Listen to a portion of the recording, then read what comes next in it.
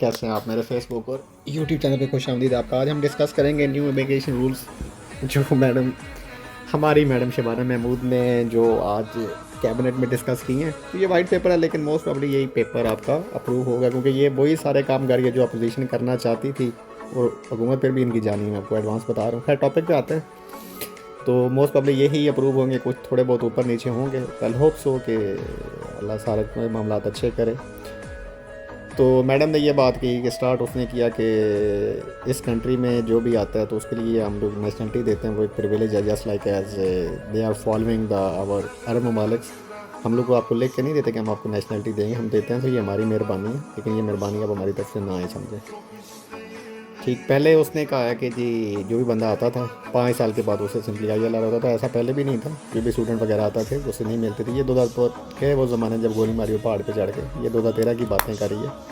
उसके बाद ये चीज़ें अब ख़त्म हो गई हैं। ये हमेशा जो भी बंदा वर्क परमिट पे आता है तो उसके बाद फिर उसको 5 साल के बाद मिलती थी, लेकिन उसमें सारा कुछ चेक पहले भी किया जाता था, लेकिन अब मज़ीद सख्ती कर दी गई है। अच्छा जी, वो ये कह रही है कि जी वो जैसी नेशनलिटी लेते जाते हैं तो उनके लिए सेम ऐसी फैसिलिटीज़ ओपन हो जाती हैं, जैसे कि पब्लिक फ़ंड, ठीक है, NHS फीस कोई नहीं है, जो भी एक यूके नेशनल को जो भी चीज़ें फैसिलिटी मिलती हैं तो उनको मिलती हैं। तो मेन इशू उनको आ रहा है पब्लिक फ़ंड, जो कि पब्लिक फ़ंड फॉरनर्स नहीं ले रहे हैं जिन पे ये पाबंदियाँ लगा रहे हैं, जो पहले ILR ले चुके हैं वो ले रहे हैं, उस तरफ इनका ध्यान नहीं जा रहा। ठीक है।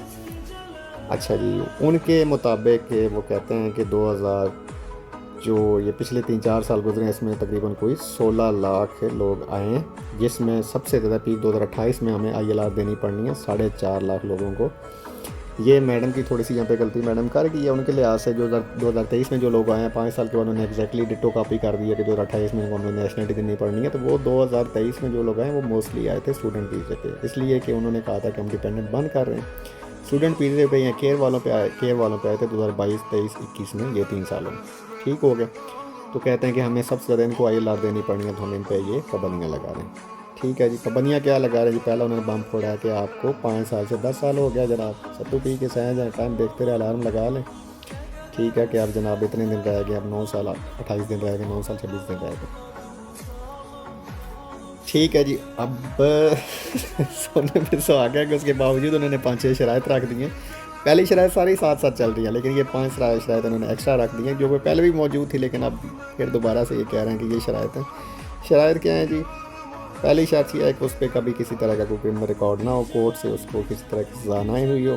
सज़ा से मीन ऐसे है कि हमारे यूसुफ रज़ा गिलानी साहब को 28 सेकंड की सज़ा हुई थी ठीक है, तो वो इनएलिजिबल हो गया था प्राइम मिनिस्टर के लिए, तो उससे भी कोई भी सज़ा कोर्ट से मिल गई है तो वो हमेशा के लिए इनएलिजिबल हो गया, वो ILR नहीं ले सकते, उनकी कभी ख़त्म नहीं होती। सेकेंडली उन्होंने कहा है कि इंग्लिश लैंग्वेज जो है वो A लेवल का स्टैंडर्ड होना चाहिए। थर्डली उन्होंने कहा है कि जी वो अच्छा खासा टैक्स दे, अभी भी इनका पेट नहीं भरा जितना कि फॉरनर्स टैक्स दे रहे हैं, कहते हैं कि और टैक्स देंगे। और फाइनली उन्होंने कहा है ये उस पर कोई किसी तरह का कर्जा नहीं चाहिए। वो गड्डी भी उन्हें ली है ना जनाब उतारी, ठीक है, तो वो भी नहीं एलिजिबल होगा। अच्छा जी, उसने कहा है कि इसके बाद हम एक लॉटरी सिस्टम निकालने लगेंगे कि जिनकी इंग्लिश लैंग्वेज डिग्री लेवल की होगी, लाइक दैट कि उनकी डिग्री इंग्लिश की होगी, या क्या कहते हैं उनकी वो जो भी उनका क्राइटेरिया होगा, आइल्स होगा 8+ में समथिंग लाइक दैट, उनको हम लोग 1 साल की रिलैक्स करके 9 साल में दे देंगे। जो बहुत ज़्यादा टैक्स देंगे वो आप क्राइटेरिया बनाएंगे कि टॉप लाख उठाएंगे, कैसे उठाएंगे ये आगे पता चलता है, ठीक है, तो उनको हम लोग 5 साल में दे देंगे। कुछ ना कुछ क्राइटेरिया बताएंगे जब ये फाइनलाइज रूल फाइनल होंगे तो, कि कितना टैक्स स्लैब आप साल में देंगे या 5 साल में आप लोग इतना देंगे, तो आप लोगों का फिर वो क्राइटेरिया 10 साल से कम होकर 5 साल पे आ जाएगा। और ये उन्होंने ग्लोबल टैलेंट वालों को ही राहत भी कर दिया, बेचारे जो कि 3 साल में लेते थे, उनके लिए भी सेम यही रूल्स हैं। अच्छा जी, मेन जो उनको डॉक्टर्स नर्सेज और इनको पहले तो इनको इन्होंने कंट्रोल किया कि जैसे ही इन्होंने ये रूल्स बनाए तो मोस्टली डॉक्टर्स टीचर्स वगैरह भाग रहे हैं US या ऐसे कंट्रीज़ में जहाँ पे UK से ज़्यादा अच्छी सैलरी है, अच्छी अपॉर्चुनिटीज़ हैं, तो उनको लिए इन्होंने कहा कि स्टिल हम लोग 5 साल का रूट रखेंगे। और जो लोग वॉलंटियर वर्क करते हैं जस्ट लाइक एज करेंगे, अब कौन सा वॉलंटियर वर्क है वो बताएंगे किस तरह से वॉलंटियर वर्क में वो चीज़ें आती हैं, उनके लिए 5 से 7 साल का रूट होगा। सिविल पार्टनर्स के लिए कोई रूल चेंज नहीं किया इन्होंने जी, ठीक है, 5 साल ही रहेगा। जो भी यूरोपियन यूनियन के सेटलमेंट के हैं उनके लिए भी कोई रूल नहीं है, वो भी सेम ही रहेगा। और सबसे ज़्यादा पब्लिक फ़ंड मैं आपको बता रहा हूँ लेते भी यही हैं, और इन पर इन्होंने कोई रूल चेंज नहीं किया है।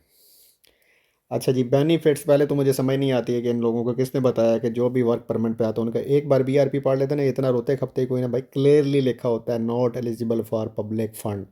ठीक है, पाबंदियाँ उन पे लगा रहे हैं।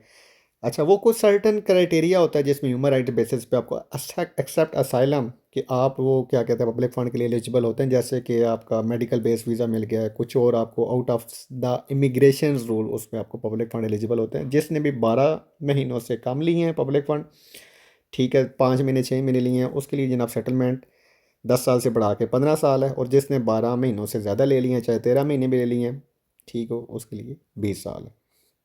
साइलम सीकर पापे उधर से खज्जल होकर गालियाँ खा के आते हैं पेरेंट्स से, इधर भी गालियाँ हैं। जो लोग बोर्ड्स क्रॉस करते हैं उनके लिए इन्होंने कह दिया है कि आपके लिए रूट जो है ना 30 साल का है। रेफ्यूजीज़ जो कि को प्रोटेक्शन जस्ट लाइक जो बाप बनता है यूके सब जगह, हम आपको संभालेंगे, हम आपको संभालेंगे, जो अच्छे खासे जंग में पैसे भेजते हैं, जो कि मेन एक मैं समझता हूँ रीज़न है जिसकी यूके की इस तरह के हालात का, या इकॉनमी जो ख़राब हो रही है या आपकी इन्फ्लेशन बढ़ रही है, उनके लिए उन्होंने सेटलमेंट जस्ट लाइक एज आप मैं मज़ीद क्लियर कर दूँ तो इन्होंने यूक्रेन के लोगों के लिए किया, अफ़गानिस्तान के लोगों के लिए, सीरिया के लोगों के लिए, उनके लिए उन्होंने कहा है कि 20 साल है। एंड लास्ट उन्होंने कहा है कि जो लोग लीगल वे से आते हैं, केयर वीज़े पे हैं, किसी और वीज़े पे हैं, लेकिन वहाँ पे उनका वीज़ा कर्टेल हो गया है, स्टूडेंट वीज़े पे हैं, आगे नहीं पढ़ सके हैं, उनका कहा था कि हम आए मकसद इसी के लिए थे, लेकिन हम लोग उन्हें बताते तो आप लोग हमें एंट्री ना होने देते और हम लोग बोर्ड्स की तरफ जा नहीं सकते थे। तो वो जो लीगली यहाँ पे मौजूद होगा, लीगल होगा, वो अप्लाई करता है, तो उसके लिए 10 साल का रूट है। अच्छा जी, उसके बाद क्या कहते हैं जी, कोई ख़ास तौर पे कोई विक्टिम्स हो जाते हैं, आर्म फोर्सेस हैं, या जिस तरह से कोई उन पे डोमेस्टिक यहाँ पे कोई वायलेंस हो जाता है, तो उनके लिए हम लोग certain out of the immigration rule हम लोग उनको प्रोटेक्शन देकर उनको हम ILR दे देंगे, लेकिन उनके लिए पब्लिक फंड्स एलिजिबल नहीं होंगे, उनको काम करना पड़ेगा। बोरिस वेव, पहली हुकूमत पिछलों पे चढ़ती है, पिछली पिछलों पे चढ़ती है। जैसे अब हमारा नाजिल फराज साहब आएंगे तो वो कहेंगे कि ये जनाब शबाना लोगों ने गलत किया, तो वो बोरिस वेब पे कह रहे हैं कि ये 2019 से लेके 23 तक जो लोग आए हैं बहुत ज़्यादा हैं, स्पेशली केयर में और स्टूडेंट वीज़े में, बिकॉज ऑफ डिपेंडेंट वीज़ाज़, ठीक है, तो उसकी वजह से बहुत ज़्यादा क्या कहते हैं लोग आए हैं, तो उनको हम लोगों ने कंट्रोल करने के लिए, जो ये पीछे बता रही थी कि 4.5 लाख लोगों को हमें 2028 में नेशनलिटी देनी पड़ी है, तो उन लोगों को कंट्रोल के लिए हमें केयर वालों के लिए जो ज़रूरी है, बहुत ज़्यादा लोग केयर वाले परेशान हैं, पहले तो उनको अच्छी जॉब्स नहीं मिलती हैं, उनके लिए उन्होंने कहा है कि 15 साल का उन पे हमने उन पे रूट लगा दिया, 5 साल उनके लिए ख़त्म कर दिया। और मैं समझता हूँ मेरे लिहाज से, मेरे नाकसल इल्म के लिहाज से, डॉक्टर नर्सेज ज़्यादा बेचारे ये केयर वाले कम वेजेस पे टफ़ काम ये लोग करते हैं, तो इन पे ये लोग पाबंदी, क्योंकि लोग ज़्यादा हैं तो इनको वैल्यू नहीं रही है। ये लोग जब भागेंगे ना, मैं कहता हूँ केयर वाले काम छोड़ेंगे तो उन पर मजीद होगा, लेकिन इनको संभालेगा कौन? जो भी इनके 60+ या 70+ या जो भी इनको के बच्चे नहीं संभालते हैं और ये जो केयर वाले संभालते हैं, तो उनके लिए उन्होंने कहा जी 15 साल है जी, ठीक हो गया। और मेन थिंग ये है, जो मेन सवाल होगा कि ये किन पे एप्लीकेबल होगा, तो वो क्लियरली मैं उनकी ही वर्डिंग पढ़ के सुना रहा हूँ। We propose these changes apply to everyone in the country today who is not yet receive indefinite to remain so. जिनके पास ILR नहीं है वो सारे इस शिकंजे में आ गए हैं। सारों के लिए सेम ही रूट है, नए हैं पुराने हैं आएंगे, सारों के लिए सेम ही रूट है। और कोशिश करेंगे वो इन लोगों के लिए जो ये लो कास्ट हैं, इनके लिए हम लोग को ट्रांजिशनल अरेंजमेंट करें, ट्रांजिशनल की इनके हम वीज़ा स्वैप कर दें। लेट्स सी वो क्या करते हैं। चलें, ये तो कुछ इन्होंने अच्छा बताया कि जिन लोगों को जॉब्स नहीं मिल रही हैं तो वो अप्लाई करेंगे कि हमें जनाब उधर जॉब्स नहीं मिल रही हैं, तो कम अज़ कम एटलीस्ट कमाएंगे तो अच्छा ना जी, नेशनलिटी नहीं देते हैं, कम अज़ कम तो अच्छा कर लेना। ये था जी पूरा लुबे लुबाब।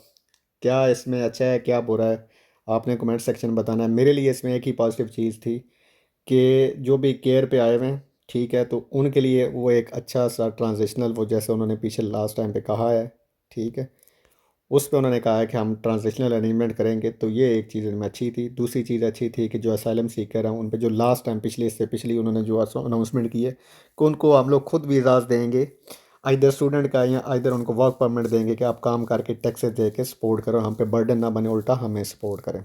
दुआ में याद रखिएगा, गलती कोताही माफ़ हो, और अल्लाह हाफ़िज़।